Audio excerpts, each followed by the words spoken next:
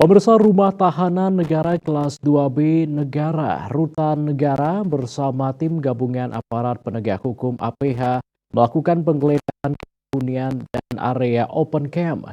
Tim gabungan juga melakukan tes urin menyasar warga binaan pemasyarakatan WBP.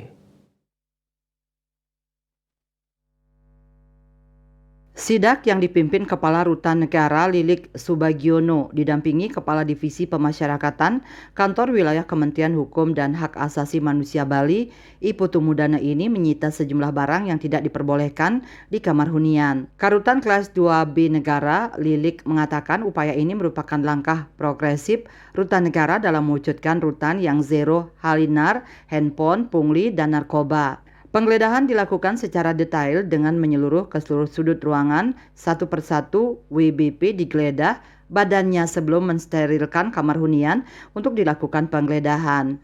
Segala jenis barang terlarang dan berbahaya yang didapatkan dari penggeledahan blok hunian serta open camp diamankan.